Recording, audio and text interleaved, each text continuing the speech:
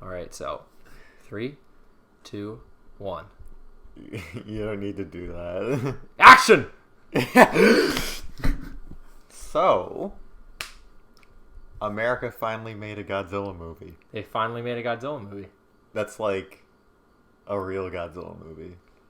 You know, the tone of this one compared to even the last one, the 2014 one, I thought was a significant improvement. Yeah. Definitely. I am a huge fan of when movies just say fuck it, and they say, because in the 2014 one, they spent a lot of time trying to introduce Godzilla to an American audience, and they brought him over, but they made sure he wasn't like too disorienting for newcomers to the genre.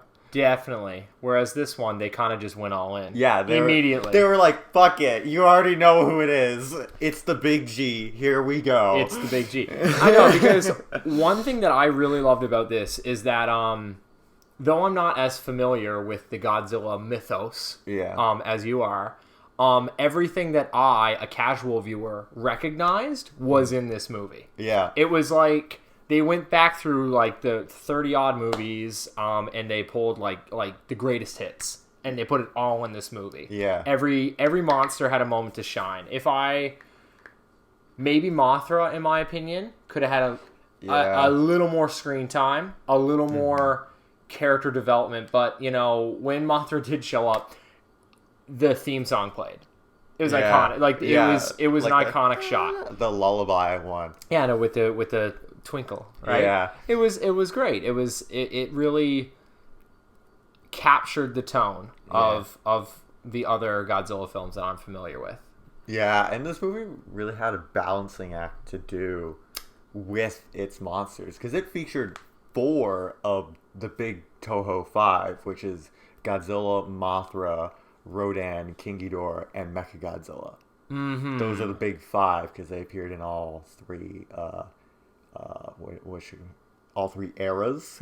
Oh yes, they're the most relevant. Yeah. Of all the characters. Yeah. Okay. Do you think we could see Mechagodzilla down the line?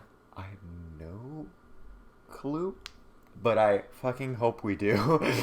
I also. Mechagodzilla, the reason why he's one of my favorite is because every time he is reintroduced, he is completely reimagined. Like, completely from the ground head to up. toe redesigned. Yeah. Right. Because it's such a simple concept. It's Robot Godzilla. He can look like whatever you want him to look like. Yeah, as long as you do a Robot Godzilla, you call it Mechagodzilla, you know? Now, when you do Mechagodzilla, do we often have pilots in the head, Power Ranger style, or... That happened twice in 2 of the 3 incarnations. The first one, he was an alien robot. Oh! Originally, he was an alien robot. Interesting. Because, like, 6 movies in a row, aliens were the bad guys. Yeah, and so King Ghidorah... in King of the Monsters. In this movie, is an alien. And I am so glad they did that. Yeah, because... I was scared they were not going to make him an alien. Because is he always an alien? He's always an alien. His backstory in the originals is that he is an intergalactic being that goes to different worlds and just conquers them and wipes out the native population and then moves on to the next one. Okay. And then he gets to Earth and Godzilla is like Godzilla's there. And he can't beat Godzilla. Nice. So I'm glad that is exactly the same story. Because my understanding is that they pretty much left everybody's origin stories untouched. Can you confirm? Godzilla's is completely different. Ooh, okay. Let's go into that a little bit. Because Godzilla's is, in the original, he's a dinosaur originally, and then radiation from nuclear testing mutates him into Godzilla and makes him grow like 100 times his size, and it gives him the fire-breathing powers. Where in this one, they say, well, Godzilla was just a species of monster that existed at a point in time.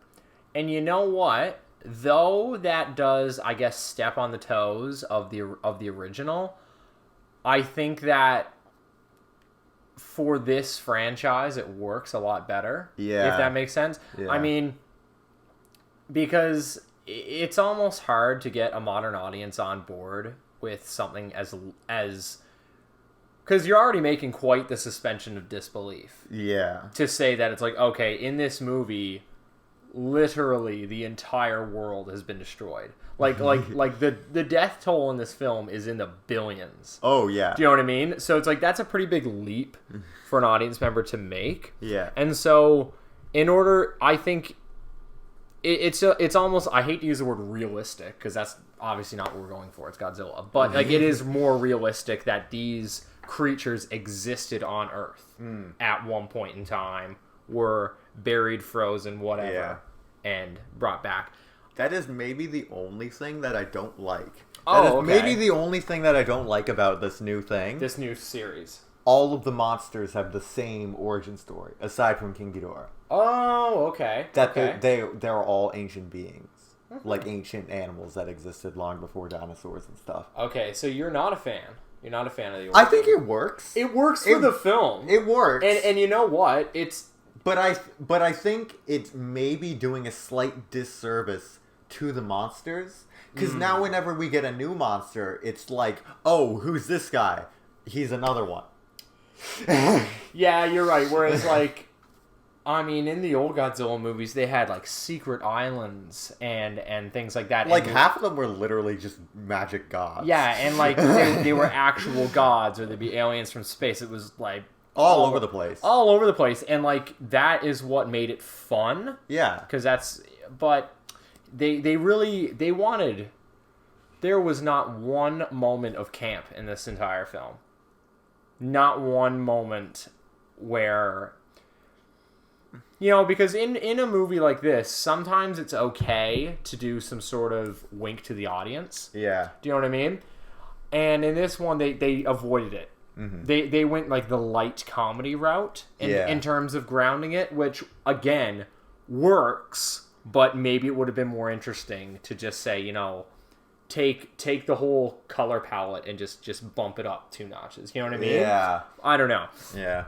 But but one thing that I can say about the changing the origin story is that seems to me like pretty much the only logical way to work to work King Kong into this. Yeah, that's true. You know what I mean?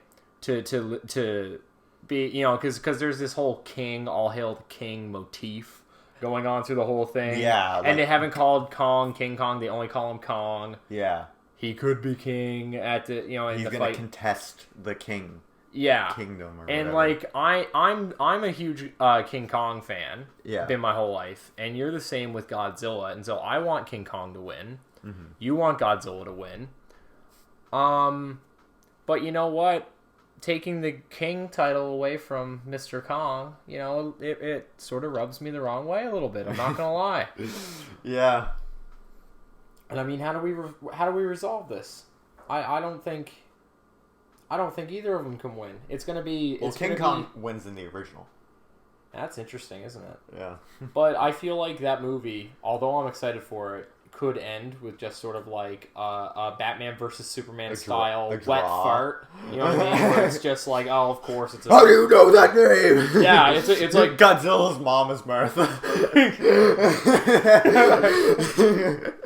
Kong, your mom is Martha too.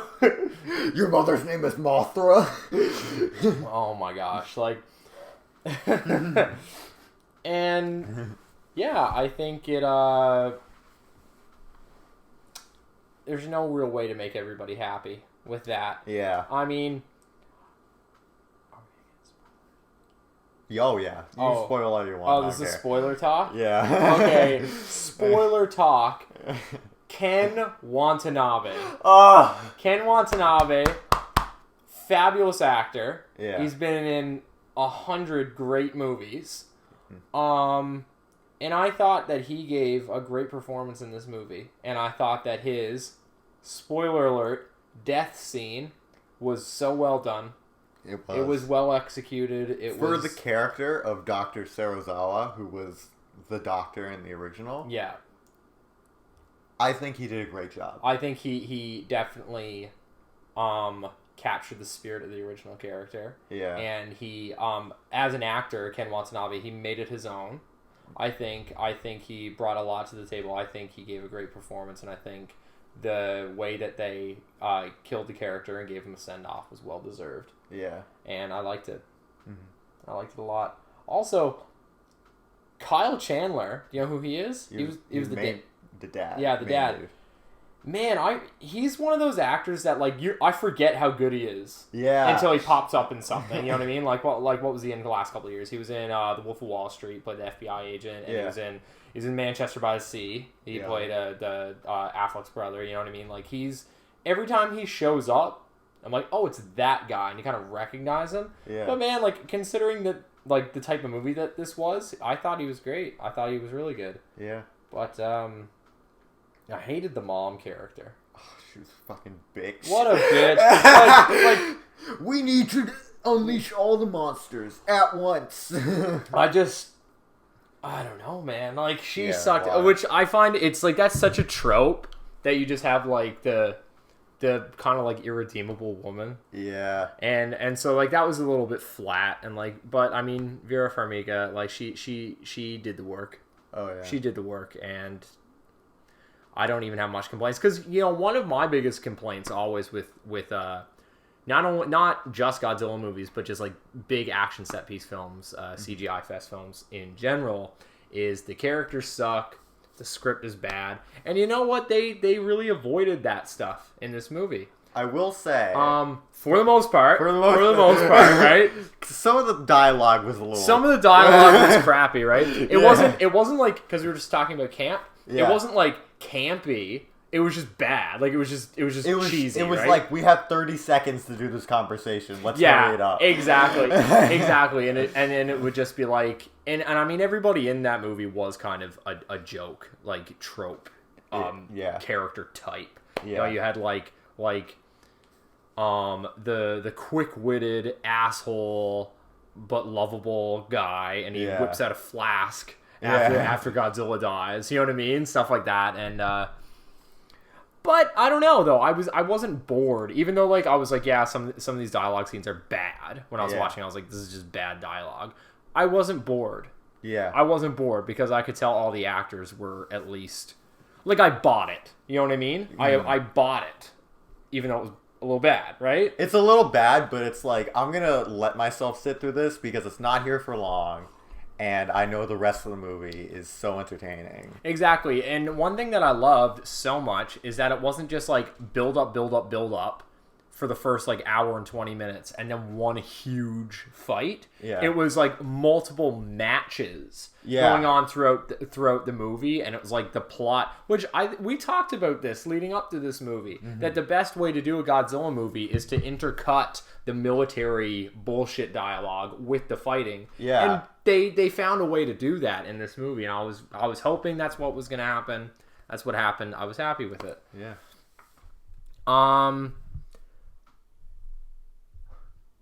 Some of the camera work, in my opinion, was I noticed that too. Was a little bit. I don't want to call it lazy. It's just exactly what you'd expect. Mm-hmm. Do you know what I mean? It's they just pick somebody and they were just shoot a Godzilla movie. What you think it should look like? Yeah. And it's it wasn't.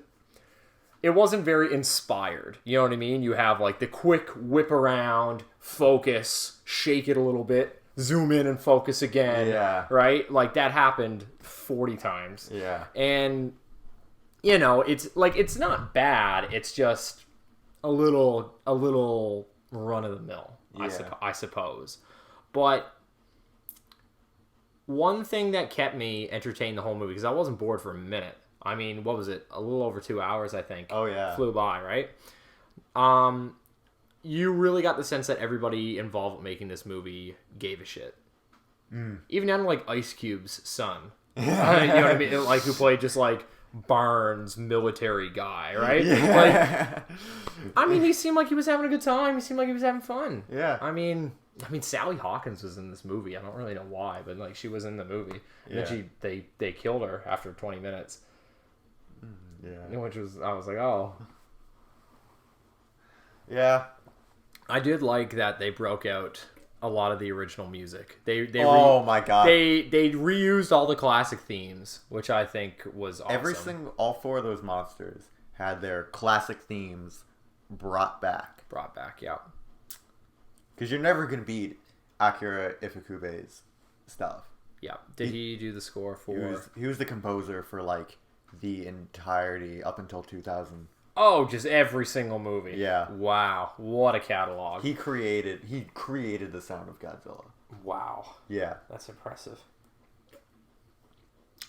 One thing that they didn't bring back from it might have been in there, but it wasn't a clear focus, was Military March. Which you might not know it, but it is like... But in like the hierarchy of like recognizable songs from Godzilla movies, it's like number 2, right behind Godzilla's theme. Oh wow! So it's like the human juxtaposition to Godzilla's theme.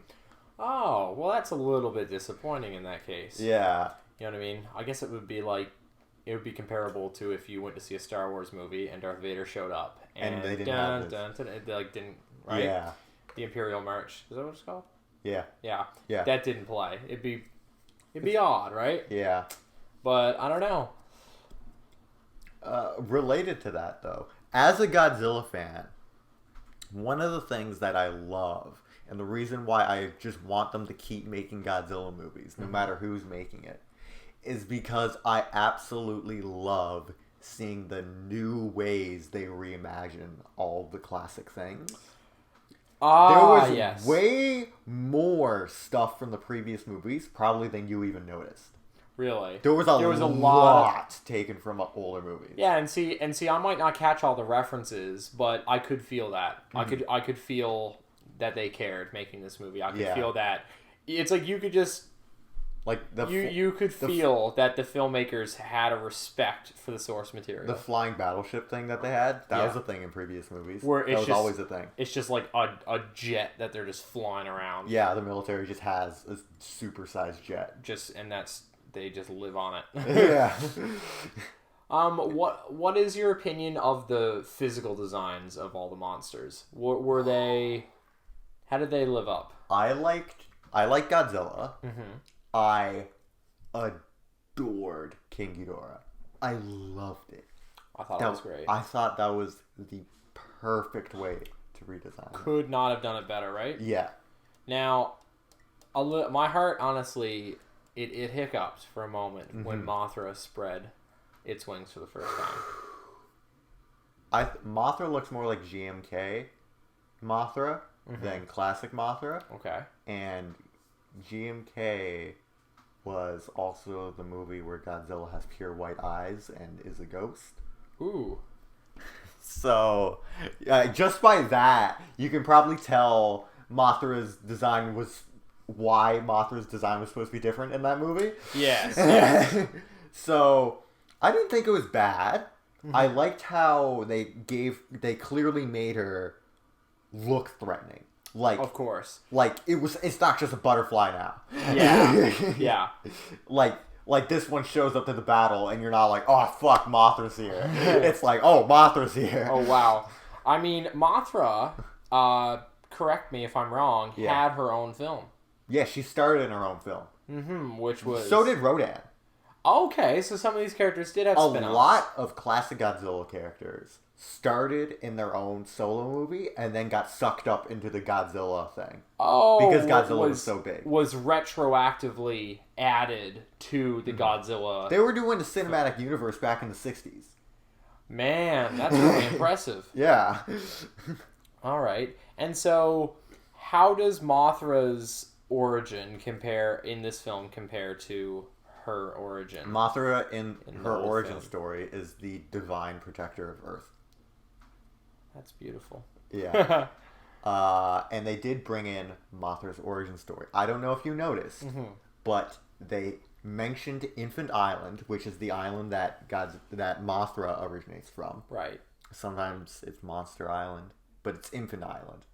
In Mothra's one, Infant Island, and they had the Infant Island twins.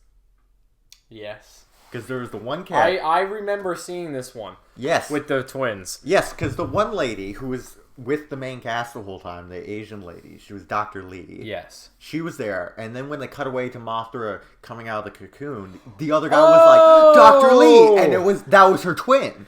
Oh, yes. The scene then, when she was saying, like, oh, you were like a third generation working for Monarch. Man. They were the twins. Mm-hmm.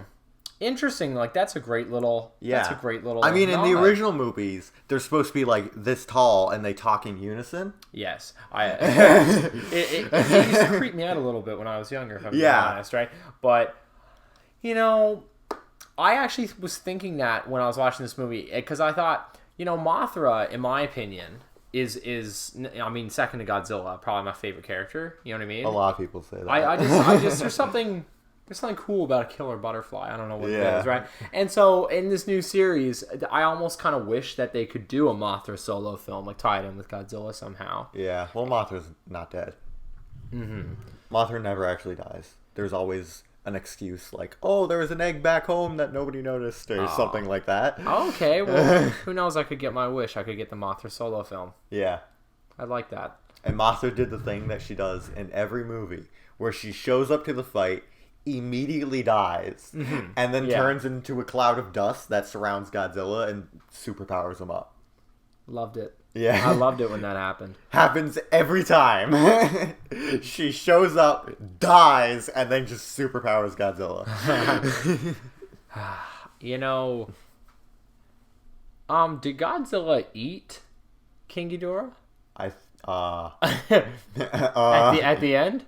I think King Ghidorah literally just exploded into powder. Nice. And only his head remained. And to which Godzilla said, lunch. Yeah. How did you... Or actually, before we do that, we should talk about the other 3 monsters that they brought in. Mm-hmm. Okay. The other 3. All 3 of them are original. I was actually going to ask, was it a woolly mammoth, ? That they brought in with the big tusks? I don't know. That is not a Toho monster. The hell? It is an original monster. Was that thing? What it was that woolly mammoth bullshit, a spider monster, and another female Muto from the 2014 movies. Yeah, because in the 2014 film, they did have a couple of originals, didn't they? Was it all originals beside Godzilla himself? Yeah, in that one. Okay. Because they only bought the rights to Godzilla, but then for this movie, they dropped it and they said, give us all the monsters. They said that's it. Like, we're making a real sequel. Yeah. Well, you know, I actually, in the 2014 one, I liked the one that looked like a big bug. You mean both of them? No, well, yes, but it had a flat back. Because there was a male and female version of it. The male was the one that flew, and the female was the big one with like the stubby arms. I like that one. Yeah, I like the female one. That one was in this movie again. Yes, at the end. Yes. And I have no fucking clue what the woolly mammoth thing was. The woolly mammoth thing, when I first saw it, I thought for a moment that it was King Kong. Yeah. Because it looked like King Kong, and it turned and had the big tusks, and I thought, what the hell is that? Yeah, I don't know. I think they did that specifically because the visual design of it actually fits in with some of the monsters they had in the King Kong movie.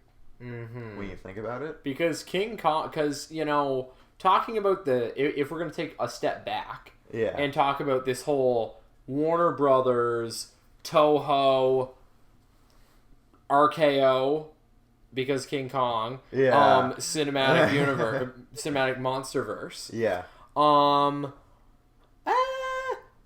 It's basically just King Kong. I mean, it's Godzilla's whole thing, whole mythos plus King Kong. And there are monsters in King Kong, specific to King Kong, but they're not that interesting because they're just like a dinosaur or a huge snake. Well, the thing is, King Kong's movies, all the movies that he's been in are about King Kong. Yeah, it's King Kong. Because every King Kong movie, like, some of them are different than others. Yeah. But every single one pretty much tells the same story. And it's basically like a Greek tragedy. You know what I mean? Yeah. And then Beauty killed the Beast. Man is the real monster. That's, you know what I mean? That's it. So it's like taking King Kong, and they did make a lot of, like, campy spin-offs of King Kong, like unlicensed King Kong movies, where they had wrestlers in suits and stuff like that. But nobody knows those movies. Because everybody knows all the little Godzilla movies, like, if you know Godzilla, you know all of those. I'm a huge King Kong film buff. I've only seen like 4 or 5 of these King Kong movies. Now, Toho did have the rights to King Kong at one point in time, correct? They did make like 5 movies with him. Okay. 5 King Kong movies. Okay. Solo films or a team up with Godzilla? Or they were all King Kong. It was like King Kong, his own series of movies. Oh, interesting. Yeah. Interesting.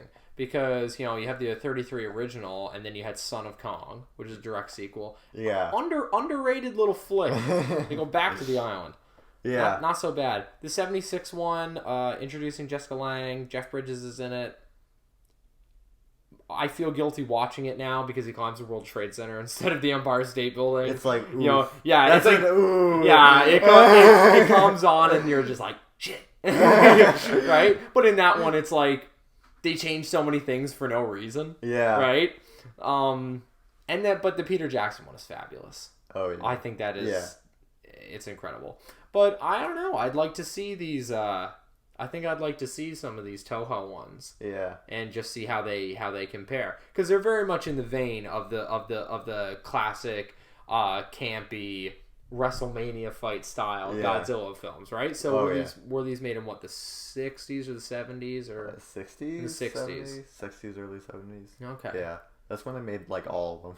They made so They many. just pumped them out like 5 a year. They were pumping out those like monster movies because they were super cheap to make and they were like popular. Yeah, people loved them, right? Yeah, so they were just pumping them out. It was like, we got the suits.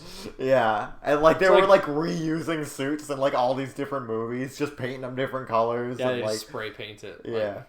It's like, man, we got the suits in the back. I mean, if you can choreograph a fight, we can have this movie finished by tomorrow. Yeah, it's like you watch one of these old movies and like you can see like the suits like falling apart at the seams. You can see the you can see the stitching coming loose. And stuff. Well, you know what? Like, I actually really like movies that are cheaply made, and you can tell that they're cheaply made, but they're still good. Oh, yeah. Do you know what I mean? Because it's like, if you're watching a movie that's cheaply made, and you can tell it's cheaply made, but it sucks, it's torture to get through. But if it's actually good, it's charm. Yeah. It actually does add something to it. Yeah. Right? Because you're like, I know how this was made, and all these actors are the director's friends, and they're keeping a straight face, and it's like a great vibe. Yeah. Right? And so a part of me likes to imagine that maybe a little bit of that, buddy filmmaking might have went on with these classic monster movies. I don't know. It's my theory. Sorry to throw this conversation around. No, but I just thought of something. Please do. But going back to those 3 monsters. Yes. It was the woolly mammoth thing, the spider, and the Muto. The Muto. The spider, they didn't say it, and I think they didn't say it for a reason. I want to see King Kong bash the shit out of that thing. I think that spider was supposed to be Kumongus. Oh, which is the Godzilla monster. Okay. Who's just a giant spider. But a giant spider is generic enough that they could put it in their movie, and they don't need to pay to call him Kumongus. Yeah, good point. But if they decide to bring him back in another movie, then they'll probably call him Kumongus, right? Because if this movie makes its money back, then they'd then have enough money to go and actually buy it. But it was like, they don't change anything. Yeah. They literally put the word in the script and that's it. Yeah. You know what I mean? Right. It's like, but just having them there, people like me who don't know the difference, like, there's a giant spider, that's cool. Yeah. And then it's fan service for you. Yeah, it's like, so I think I know who that is. So you kind of please everybody. Yeah. You know what I mean? Because I do like a little bit of mystery in a franchise film. Yeah. Where there are Easter eggs and you have to find them. Right. Right? I do like that because it makes it, It makes you want to revisit it because, for example, one problem that a lot of big movies have, like I say big, like big budget, big atmosphere, huge loud movies, there's not a whole lot of rewatch value with a lot of them. Right. It's like you've seen it once, like there's not much else to dissect. Yeah. And this movie, I actually do feel I would like to see again. Yeah. I walked out and I thought immediately that I can't wait for the DVD, right? I would like to see this again. I could I'm just thinking now, like I could probably go like frame by frame through that and like break down like every single bit of like reference to the original Godzilla movies that there is in this. Fucking do it. I think that'd be a great idea. I mean, hell, I'll take Kong Skull Island and break that one down, and we can get ready for in March when the new one comes out. Who wins? Who's gonna win? Who wins? Giant fire breathing lizard or gorilla? And like, okay, see, me, King Kong Stan, love it. Andero, Queen, love King Kong, all of it, right? King Kong cannot win against Godzilla. It's unreasonable to think that would work. Yeah. You know what I mean? He's strong. Like, he lifts weights. Like, he's a big guy. Godzilla has fire. Yeah. It's different. I don't think that he can win. Godzilla just has so many extra stuff.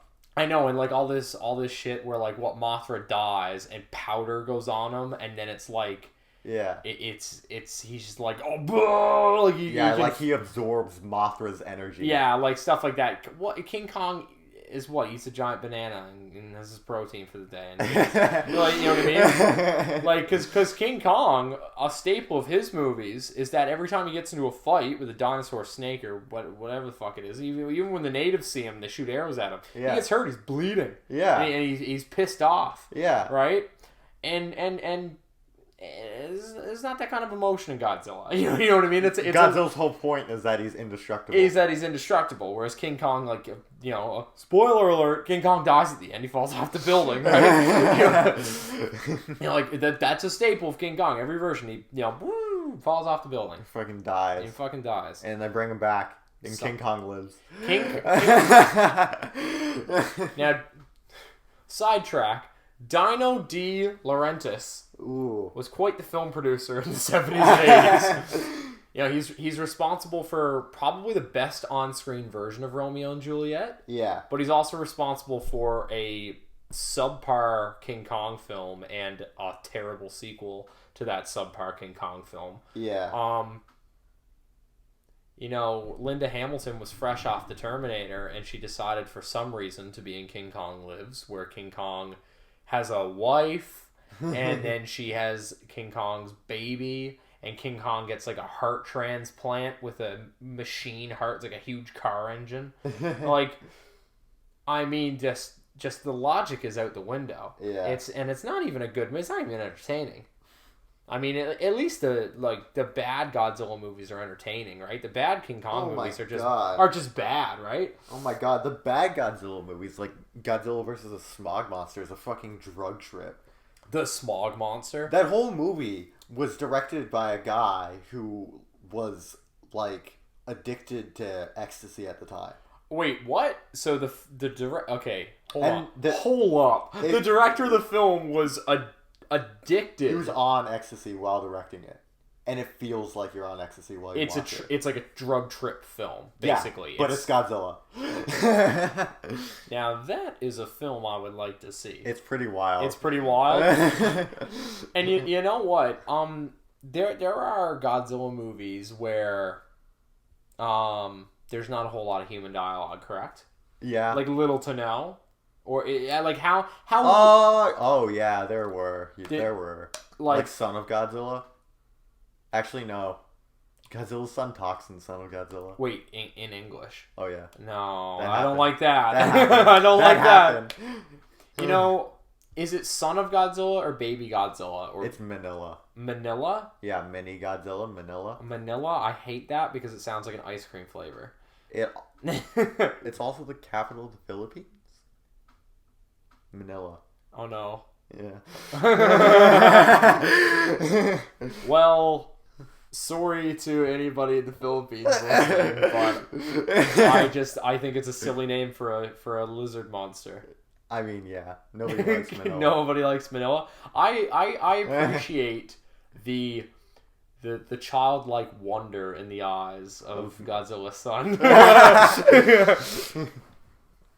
Getting back to the movie. Getting back to King of the Monsters. I need to ask you, before I give my opinion, what did you think about the whole, I'm just going to say, the Atlantis scene? The Atlantis scene was, well... It makes sense. Yeah. And the whole idea of Godzilla having these, like, secret underground tunnels under the earth. Yeah. To get around, zip around really fast, and, like, that's where he lives. That's where he was asleep for thousands of years. And then they went down with the submarine and the nukes and stuff and, like, woke him up prematurely from his sleep and all that stuff. Great idea. Mm-hmm. I liked it. I think it worked, especially, considering, like, the different origin story and all this stuff like that. Like, I thought that whole worked. But to make it Atlantis, I thought was, like... I'm not even going to say it's a bad choice. It's just a bizarre choice. Do you know what I mean? I don't know why they would go and do that. I have a theory about it. You have a theory about it because King Kong involved in that? No. No, okay. Atlantis was never a thing in the original Godzilla movies. Never. It was always aliens. Always aliens. Yeah. You know what? I like aliens. I like it. It's aliens. That's your explanation. But Atlantis was a thing in the Gamera series. The Gamera series was basically Godzilla's rival all the years. He was the only other big suitmation monster movie that could even hold a candle to Godzilla. In terms of, like, popularity and stuff. Well, so I think they probably don't have the rights to it now, but somebody over there is on the phone with whichever studio owns Gamera, and they're trying to get Gamera in the MonsterVerse. And they are trying to get it. Because you know what? I'm okay with that. I mean, retcon Pacific Rim and stick that in there. Yeah. You know what I mean? I have no problem with this at all. Yeah. I think that's kind of cool, actually, to take it all and pull it in the setup. And, if that is a setup, I think that's a clever setup. Yeah. Because it's subtle. Mm-hmm. It's like, I don't know that. I'm like, oh, it's Atlantis. Okay, we're going here. Yeah. That makes sense to you, and I like that. Yeah. Mm-hmm. The thing that I didn't think of it at first, but then when they focused in on the cave drawing, the cave, like, carved into when they showed, like, that painting of Godzilla, I was like, that's in the exact same style as the Gamera graphic novel, the fan-made doujinshi. Have they ever crossed over before, Godzilla and this chap? They've never done it. So this would be a big deal, right? It would be enormous. That would be like earth-shattering if that happened. Do you think Toho would be like, shit, why didn't we think of this? I don't know.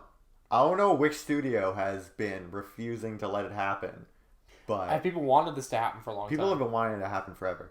Ooh, wow. So I'm questioning if they'll let it happen out in someone else's hands, because they've never been able to get along and do it and in this Japan. Is a Japanese film series, correct? Oh, yeah. Okay. They've never been able to successfully pull it off over there, so they might be a little bit sore about an American studio just stepping in with the big checkbook and making it happen. Yeah. Right? Yeah. You know what I do wonder? How do these MonsterVerse films perform in Japan? I heard Do they like these movies? I heard the 2014 one did really good. People liked it. People were happy with it. Yeah. That's nice. I wonder how King Kong did. Or Kong Skull Island. He's not a king yet. He got to fight for his crown. Bullshit. He's the king. Speaking of kings. Yeah. There was an actor in this movie that I thought every time he showed up, he was chewing and chewing the scene like it was a piece of bubblegum.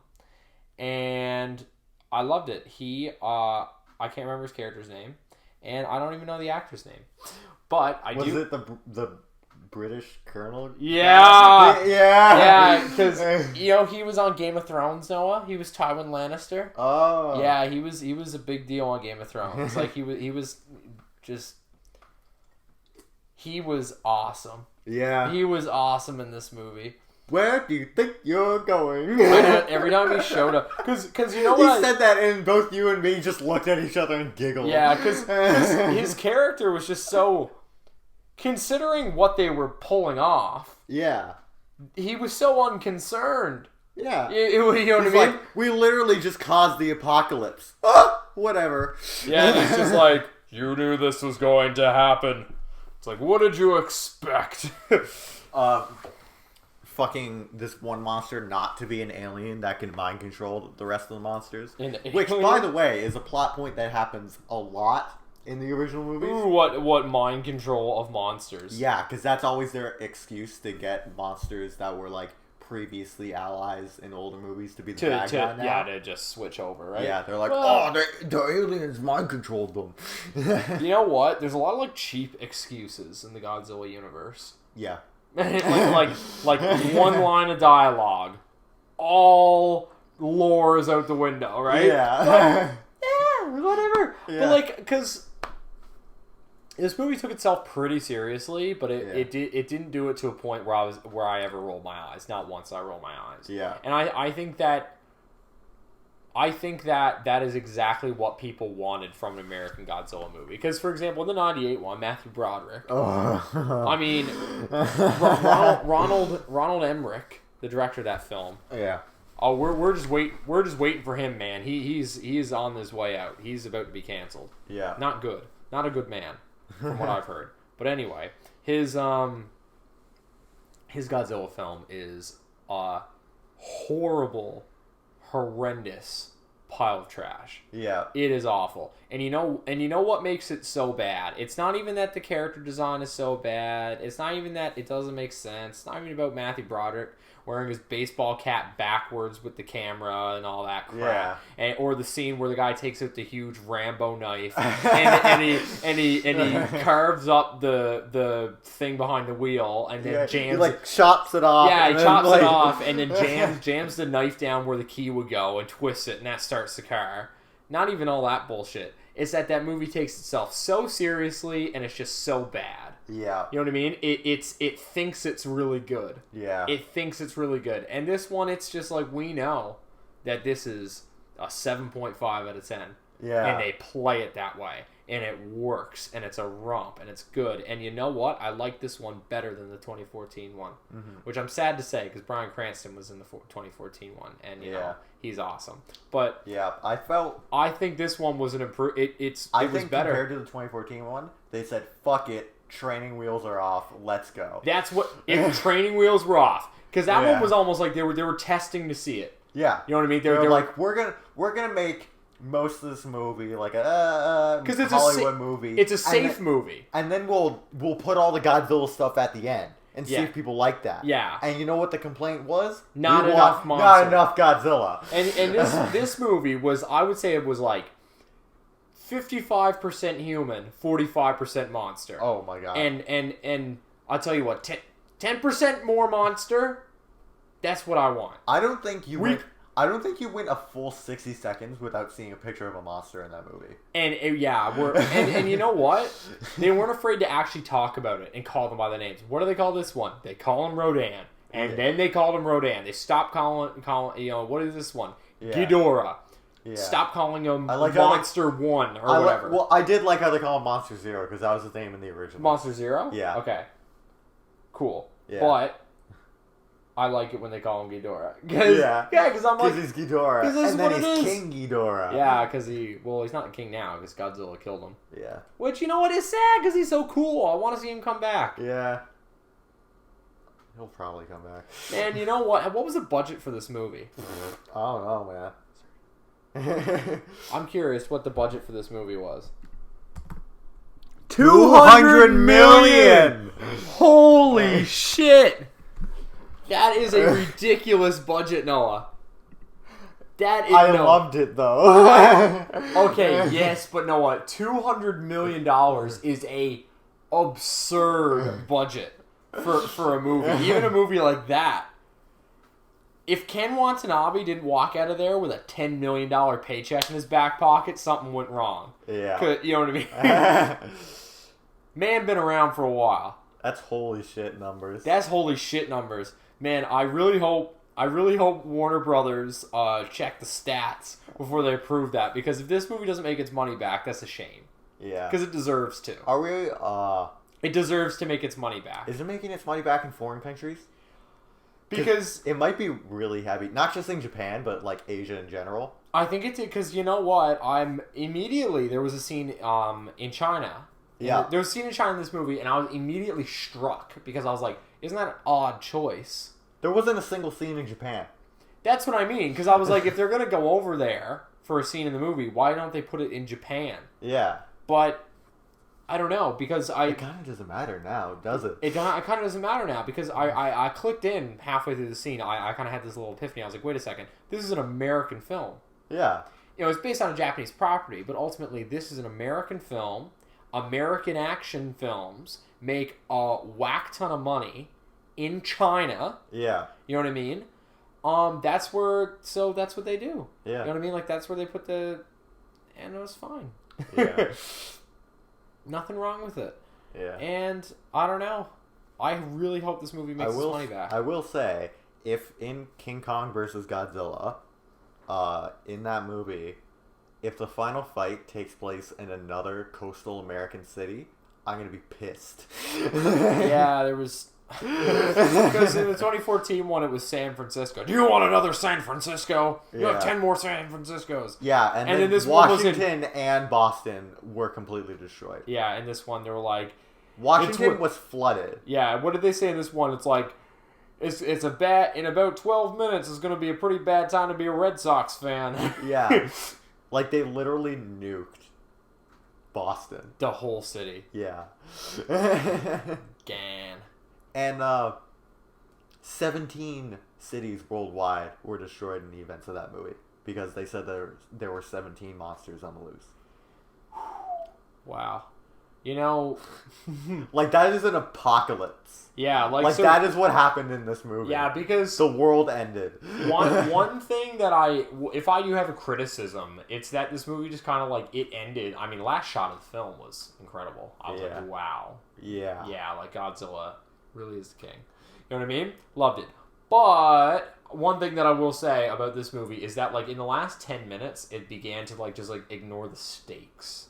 Yeah. Because the only way that I'm going to be okay with this, for my money, right, is that the first little bit of Godzilla vs. Kong is the aftermath, and it picks up immediately after. Usually I like time jumps in between movies. Yeah. But this one I feel like you can't time jump with what happened. You can't time jump with what happened, right? Yeah. Because it's just too much. It's just too much. Like, literally, I would say 1 billion people died. Oh, yeah. Or more. Or more. Or more, right? So, how do you address that? Where was Kong this whole time? Yeah. Because I knew it wasn't going to happen, but I was almost kind of hoping that he was going to show up at some point. Yeah. So I'm like, where's he been?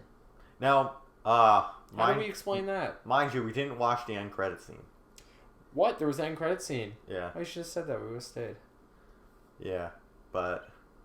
So, if there's anything in that addresses this, there it is. We didn't see it. We didn't see it. Oh, I didn't even know there was that end credit scene. I'm sure we could find somebody online who's seen it and would tell us about there's it. probably like 30 videos online right now that are like, explaining the ending. Yeah, I mean... Overall, I actually don't have a lot of bad things to say about this movie. Like, no. I was expecting to like it, but I liked it more than I expected I would. Do you know what I mean? What are the things? What are the things that you didn't like about it? Because there are a few things that I did not like. Okay, so let's just get into just gripes. Let's start to shit on this now. Yeah. Because I feel like we've phrased it long enough. Yeah, we've been gassing this up for a while now. Yeah. I think the cinematography was boring, bland, and uninspired. I think I already said that. It just whip, focus, zoom, whip, focus, zoom. I mean, every time that there was, like, I don't know, turbulence on the fucking magic jet, the camera just shook. You know what I mean? Yeah. There should have been more wide shots in the fights. Should have been more. Oh yeah. But that's my big criticism, is that like there should have been more wide shots. This movie was like 40% close-ups, even in the dialogue scenes and the human characters. A lot of close-ups. For the most part, I thought that the editing was smooth. Yeah. It was. In terms I noticed a few continuity errors in the editing. Okay, because what I was gonna say is, in terms of pacing, I thought that the movie was well put together. Yeah. Like there wasn't like there was not 10 seconds of this movie that I thought you could have cut. Like it was. Oh yeah. It was exactly as long as it needed to be. Like there was no tangents or anything like that. Like it was very snip, snip, snip. I liked it. It had a good beat to it. Yeah. You know what I mean? I don't know who was in charge of the story beats. Yeah. But I liked it. You know, it was well done.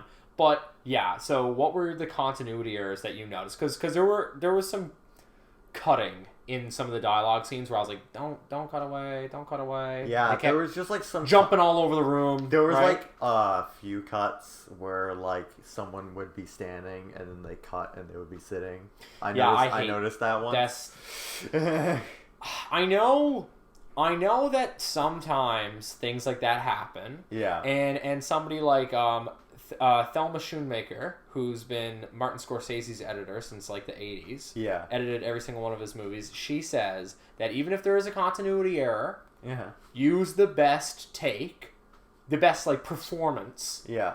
Use the take with the best performance, even if there's a continuity error, because the performance is so good that you won't notice only on a rewatch, and on a rewatch it doesn't matter because you always form your opinion on a movie 9 times out of 10 based on the first viewing. Right. You know what I mean? So it's like, if you notice after the fact, whatever, something you can laugh about with your friends. Yeah. You know what I mean? But for the first time you watch it, you'll be so captivated by the performance. If you choose the best performance, you won't notice continuity error. There's no... Ken Watanabe killed it, but beyond that, there's no acting in this movie that's going to make... rivet me to the point that I'm not going to notice something in the background. Right. And I feel like... everybody makes mistakes. I'm going to quote Hannah Montana on that. But for a movie that cost $200 million to make, there should not be a mistake where in one take somebody's standing up and the next they're sitting down. Yeah. And you can tell that they weren't moving in between. Yeah. To me, that is a stupid error. Yeah. That shouldn't have happened. End of rant.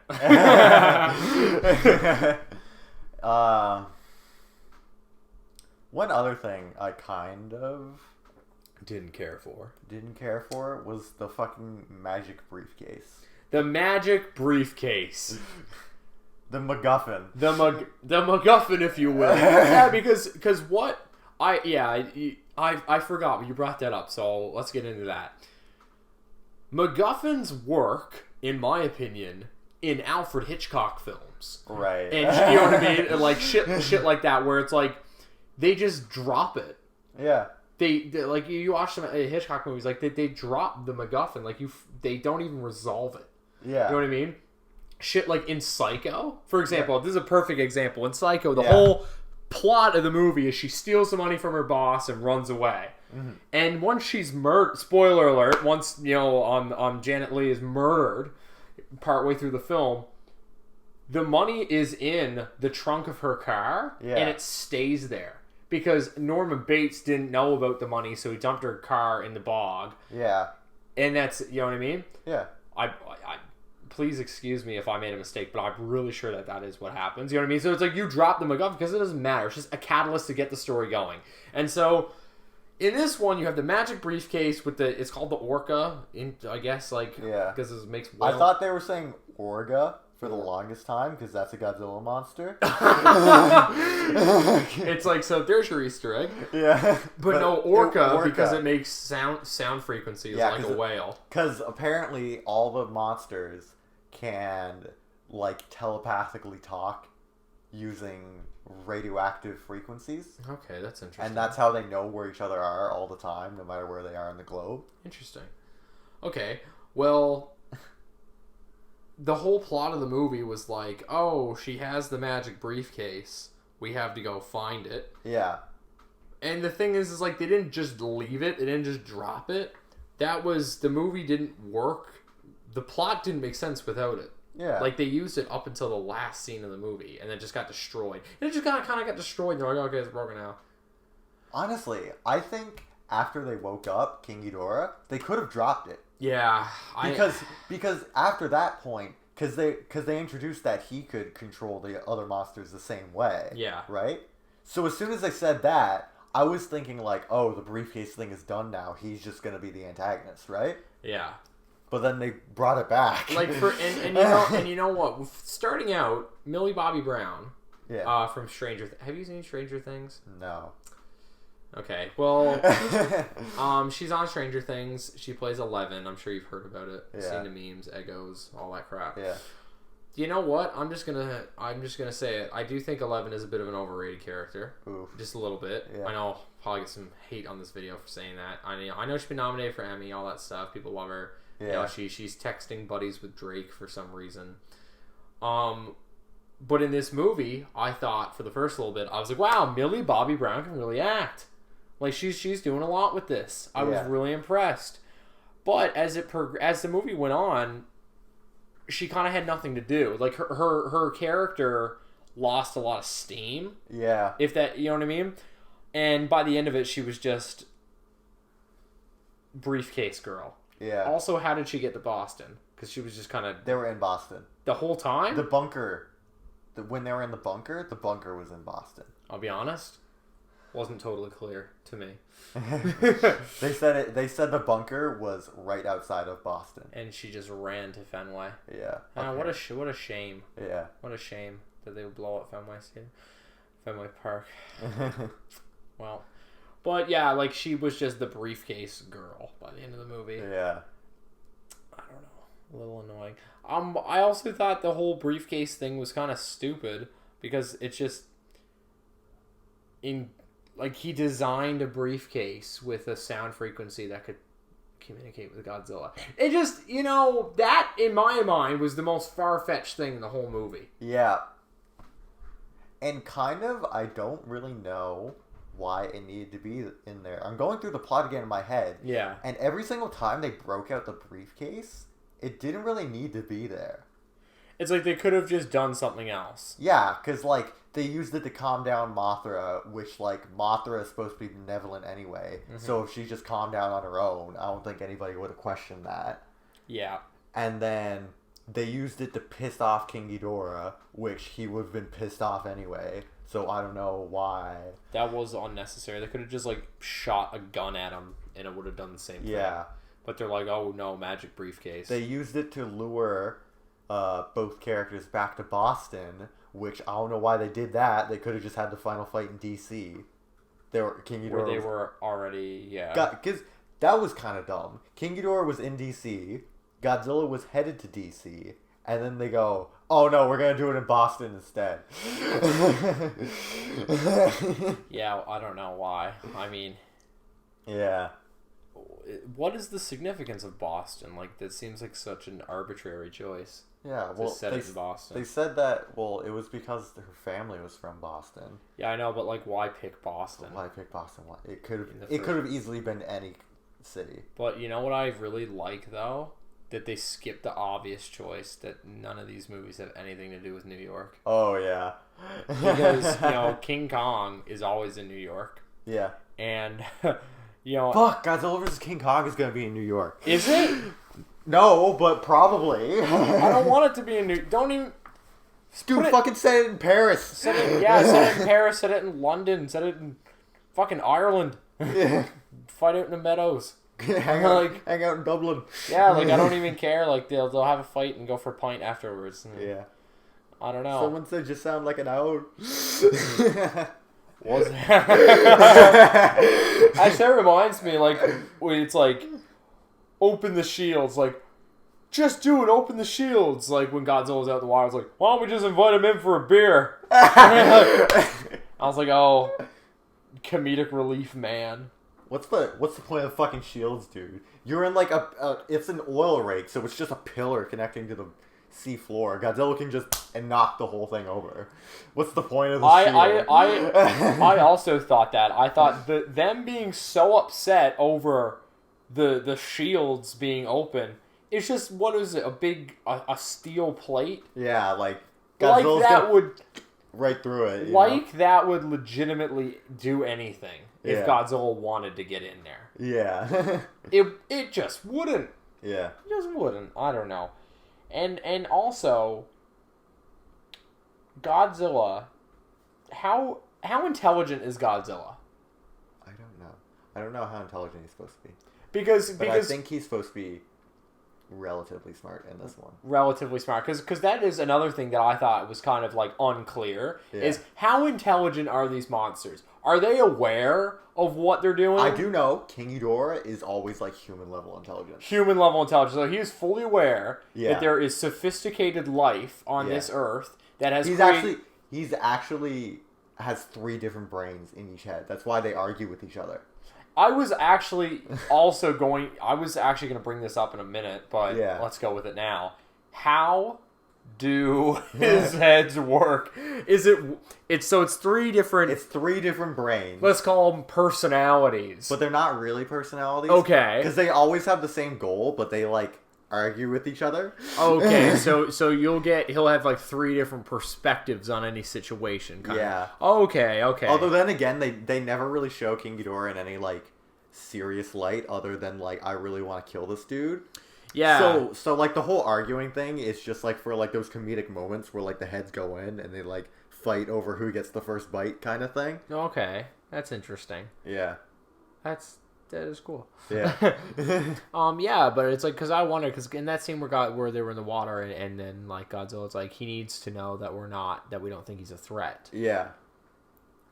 Oh, so what does Godzilla just tip his hat? You know what I mean? Yeah. Like, what? Well, I think it kind of made sense after they went to Atlantis. Okay, yeah. Because then I was like, oh, Godzilla's been around people and like human civilization for years. Like, he knows humans are a thing because they used to worship him. Yeah, because they actually used to just not fuck with him. Yeah. Right? And he would just show up and, all right, boss are here. Yeah. You know what I mean? And leave him be. Yeah. Okay. And they had like a whole civilization built around Godzilla who would protect the humans from King Ghidorah. Man, you know, they've never made this film, or maybe they have, you might know. What if, here's the elevator pitch. Okay? Yeah. Godzilla film, you call it Godzilla 0001 BC. Okay, and it's or like Godzilla Year 1 or something like that. You know what I mean? And it's literally speechless tribe people in Godzilla, prehistoric Godzilla. That's crazy. I don't think that's a bad idea for a film. If we run out of ideas in this MonsterVerse. Yeah, if we want another movie to kind of just, do your own thing. Yeah. I think that could work. Because they've set it up. Yeah. The lore is there. Yeah. It's quite literally written on the wall. You know what I mean? I do like movies with a lot of extra lore. I do too. That's not even in the movie. Like, you got to read up on the wiki. Yeah. Because you know what? It's. I mean, not so much when it's like a small film, like a drama. I don't like when there's extra stuff, because I'm like, well, you know what? In my opinion, if it's not in the goddamn movie, then it doesn't exist. Yeah. You know what I mean? Saying like, oh, like, turns out this character was actually this, or, it's like, oh, it's like, oh, my character was actually a gay character. It's like, well, was that in the movie? No. Then to me, that's not true. Like, it's not in the movie. It's not true. Yeah. Whereas this one, and with big franchise films, they're designed to have sequels. Yeah. And especially with Godzilla, because it's like, it's like such a big thing. Like, there's so much going on. It's such a big thing. Like, he's existed for millions of years. So in a way, you have millions of years in which that you could set movies. Yeah. Do you know what I mean? And so I think that would be, because adding all these original monsters to the MonsterVerse, like they're remaking the Toho films while at the same time going in their own direction. Yeah. Let's take another left turn. Yeah. Let's take another one and go even farther. Which I don't know if that would upset the original fans or not. Huh. Because fans are kind of open to anything, honestly. I'll tell you what, in a franchise where there's been 30-odd films, I think you kind of have to be open to anything. Yeah. I don't think that you There was so much experimental movies in his original run back in the 60s and 70s. Well, they were doing anything. They were doing anything with Godzilla. And then they only grounded it in the 80s and 90s movies. Yeah. Those were when it was grounded. It was like Godzilla is going to be in Tokyo every time. Every single movie is going to be called Godzilla Versus, and it's going to be him fighting a monster in that movie. Yeah, and it's going to be, and the physics are going to be as realistic as we can make them. Yeah. We're going to say Godzilla is exactly this many feet tall. Like, it's like, makes sense now. Yeah. Right? Things like that. Whereas before, it's like, I don't know how tall he is. I know he's big. Yeah. But I'm bigger than you. Like, that's it. Yeah. And then in the Millennium series, which is the 2000s, every single one of those is a standalone film, and they did different styles with each one. Everyone is just totally from scratch. Yeah. You know, I kind of like that. I wish that more franchises, like bigger franchises, would do just do a bunch of standalone movies. Yeah, each with their own thing. Each totally unique. Yeah. Right? That's what DC's doing. That's what they're trying to start doing. Like, I mean, Kevin Smith, he had a great quote, it's inappropriate quote, but it's a funny quote, where he said, like, about Batman. Yeah. You know, Dick Wolf, the TV producer, does Law and Order, SVU, and all that stuff. He says, give Batman to Dick Wolf. He'll have him working like a $2 trick. You know what I mean? And I think that's a good way to go with a lot of these franchises, where it's like, just put out 5 Batman movies or 5 Godzilla movies in the span of 10 years, and each of them are a standalone movie, and then, like, fans pick their favorite one, and then you just compare them. Yeah. You know what I mean? Have your dinosaur Jurassic period Godzilla movie where well, not Jurassic because there's humans, but you know what I mean. Have your Godzilla year 1, and then have your MonsterVerse one, and then do throwbacks. Do one set it in the 50s. Yeah. You know what I mean? Do stuff like that. Like, do some more interesting things with it, because if this movie makes money, which I hope it does, and more importantly, if it makes money overseas in Japan, where Godzilla has historically been popular, that shows that there's a demand for the character. If there's a demand for the character, there will be a demand for the character doing anything. Yeah. I believe. Maybe I'm wrong. I don't know. I don't work for Warner Brothers. I mean, we got alongside this an anime trilogy set in like the year like 200,000. So, ooh, super future. Super future. A future where the entire ecosystem of Earth has adapted around Godzilla. Well, you know what? That almost seems like that is what has to happen in this series. Yeah. That seems like what it is. Yeah. Right? Which is interesting. Yeah. Do they have super technology? Oh yeah, it's future. Oh, okay. Future. Cool. Does Godzilla have a iPhone? No. No. One final thing. Okay. That I want to bring up, and this will be the last thing before we end it. Okay.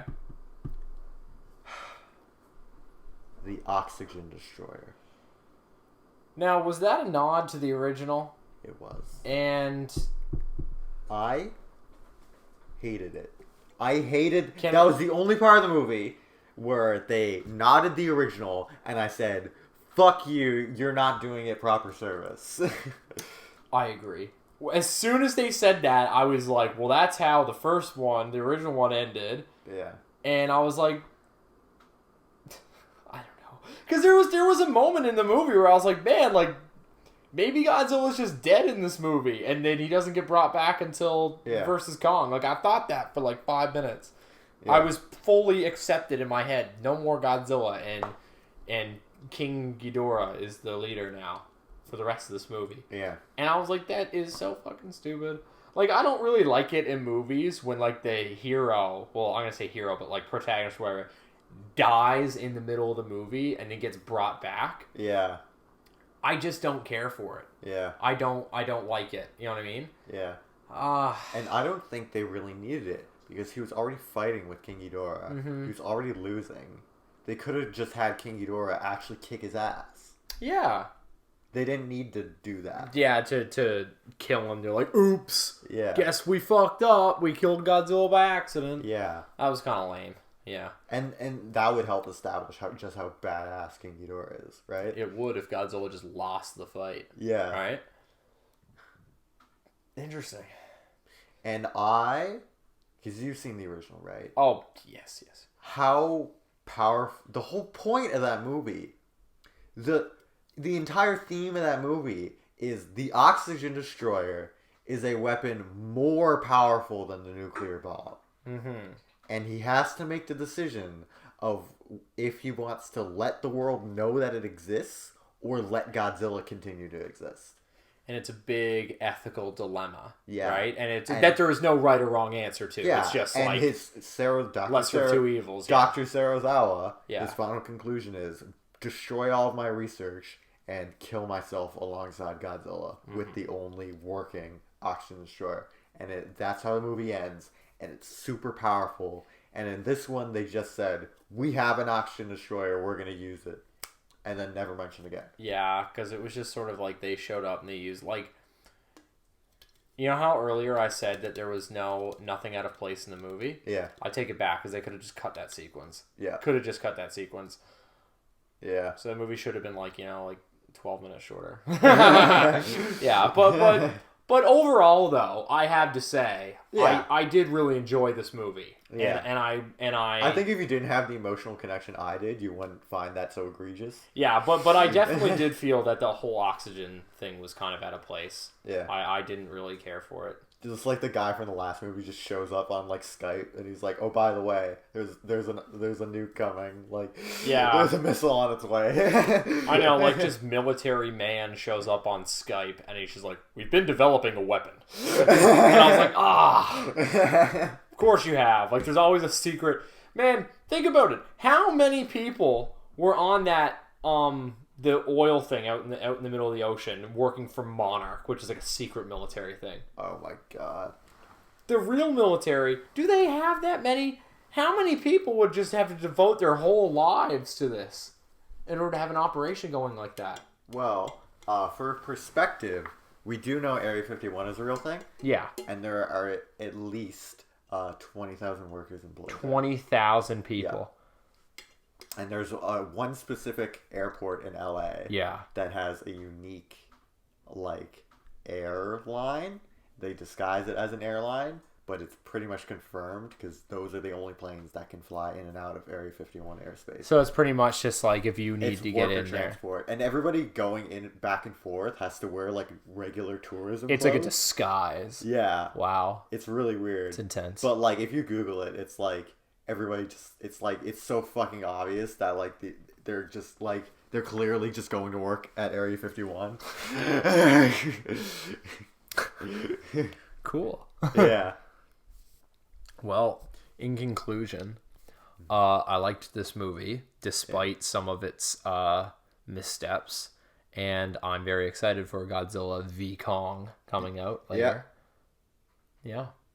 So, out of 10, what would you give this movie? If I had to give it a rating, I'd probably give it a 7 out of 10. 7 out of 10? I'd probably give it a 7.3.8 out of 10. I would definitely watch it again. I'm torn between a 6 and a 7. Torn between a 6 and a 7. Yeah. I'd have to watch it again to see if my complaints are as big as I think they are, but I'm torn between a 6 and a 7, which is honestly pretty high praise coming from me if you've seen my anime list. Yeah, I mean, the highest I've ever rated an anime is a 7.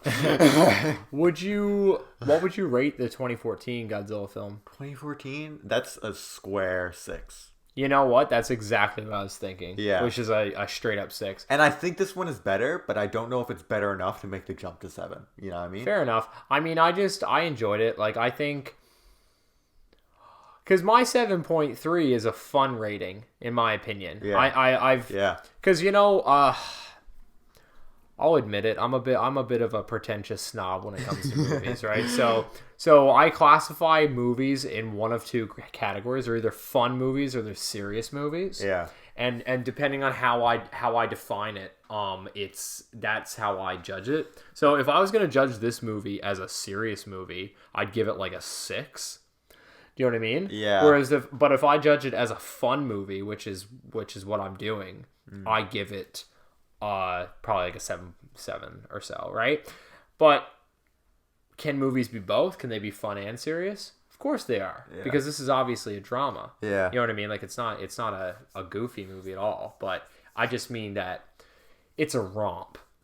The intent is not to study this film. You know what I mean? Yeah. The amount of booming noise there was in that movie. Sound design was fabulous. Oh my god, I like the theater rattled, but not in a bad way. Yeah. Because sometimes a movie will get loud and it's just painful. Like it's not fun to be in that theater. I kind of didn't like King Ghidorah's. Didn't like his sound. Didn't like his roar. Yeah, it was a bit too roary because he usually has like a chirp. Ooh, really? It's like. It's like Cardi B. What I can tell exactly what they did, but they took it and they just kind of boomed it up to make it like more chunky. Yeah. It wasn't like the high pitched like thing that he does. Okay. But I don't know. But unless you know his original thing, you wouldn't even care. Yeah. Like you didn't care, did you? I mean, it seemed okay to me. Yeah. I was like, yeah, like... Yeah, I don't know if that's a detriment. Yeah, like motherfucker screaming, like, whatever to me. But, like, I don't know. Yeah. I definitely thought that, like, the sound was great. I mean, yeah. I don't have that many criticisms because I just thought that, like, I enjoyed it. I didn't like Rodan's design, now that I'm thinking about it. I thought it was really boring. Rodan was probably the least interesting monster. It was the one I cared the least about. Yeah. Actually, I cared the least about the woolly mammoth because it's like not even a monster; it's an actual animal. He just kind of showed up, and he just kind of showed up. I don't think they count.